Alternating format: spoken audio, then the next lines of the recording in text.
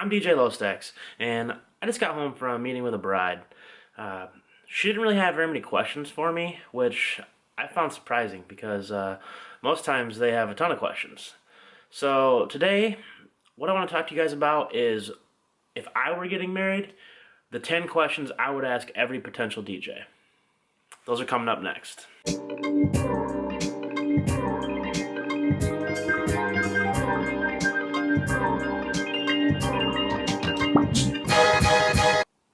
The number one question I would ask every potential DJ is, how long have you been DJing? You know, and this is pretty important. The main reason this is important is because if this is this DJ's first wedding, he should probably charge accordingly. So, I mean, if he's charging some astronomical rate, or even a rate that's pretty competitive with, you know, the market, I still think that you know, he should probably be charging a little less if this is actually his first wedding. Now, if this is somebody that's done, you know, 50 weddings in the last year, or, you know, if they've been DJing weddings for 10 years, you're probably safe. But yeah, first question would definitely be, how long have you been DJing weddings? Moving on to question number 2. I think the second most important question you should ask every DJ is, how do you charge? Do you charge a flat rate, and I have you for as long as I need you?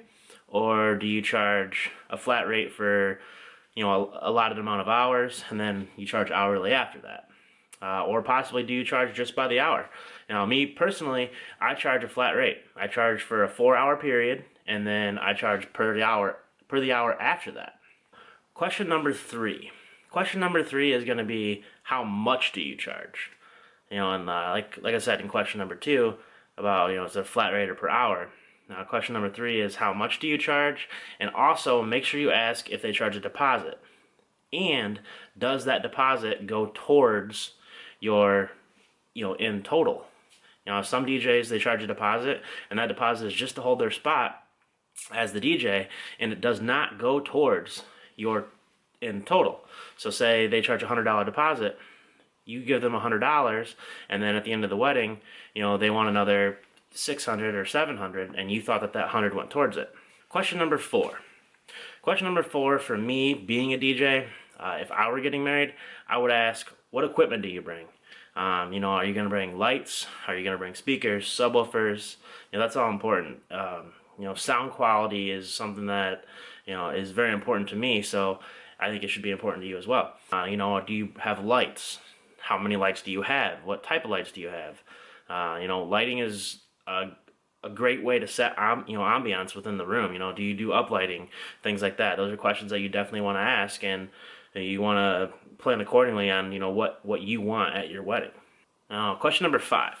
Question number 5, in my opinion, would be, do you MC, or do you hire an MC? Do we need to hire an MC? You know, the MC question, basically. If the DJ MCs himself, does he interact with the crowd, or is he just doing announcements? You know, you want to know something like that, because if he's not going to interact with the crowd, you might want to consider hiring an MC, somebody that's going to, you know, help get the crowd involved with everything, the toasts and the blessing, and, you know, you want to be able to make sure that your crowd knows when you're doing your dances and all that stuff. Question number 6. Question number 6 for me would be, do you take requests? And along with that, do you turn down requests? Because I've been to several weddings where the DJ does take requests, and he will absolutely play anything that is requested, and sometimes that can definitely be a bad thing. So along with that, make sure that your DJ, if he does take requests, you give him a list of songs that you absolutely do not want played. So moving on to question number 7. This is kind of lower on the list just because it doesn't really work for everyone. It doesn't fit everyone's wedding. But do you do ceremonies? And, you know, some people, they will probably forget to ask that question, and then it comes, you know, 2 weeks before the wedding day, and all of a sudden you realize you have no music for your ceremony, so you ask the DJ, and he doesn't do ceremonies. Or if he does, it's a whole nother fee.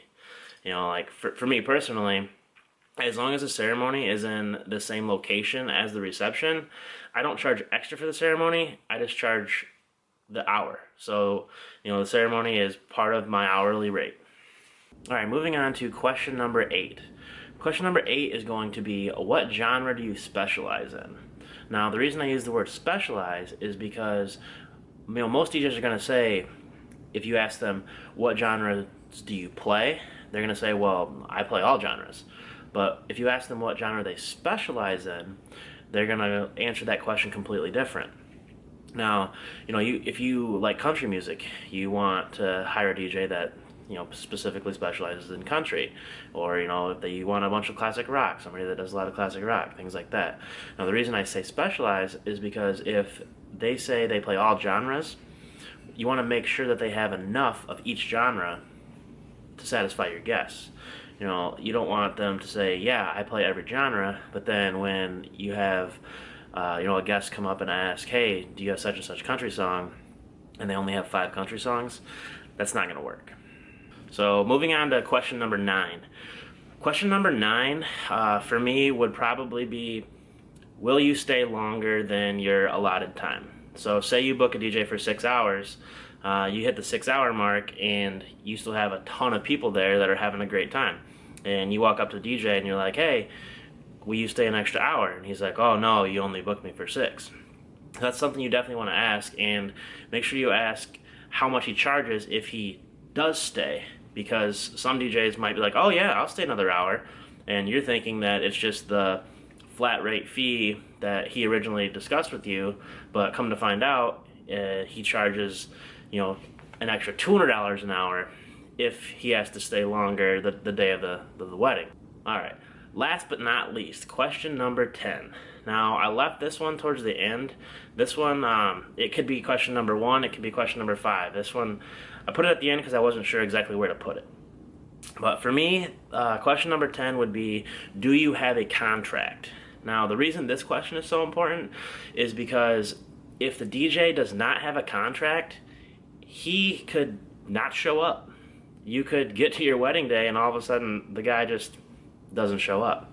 And I know this from experience because I've had people call me literally the day before their wedding and say, hey, we need a DJ tomorrow. Our guy backed out on us.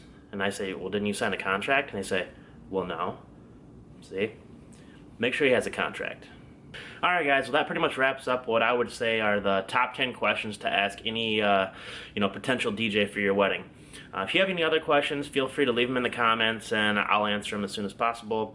If you like this video, go ahead and give it a thumbs up and please subscribe.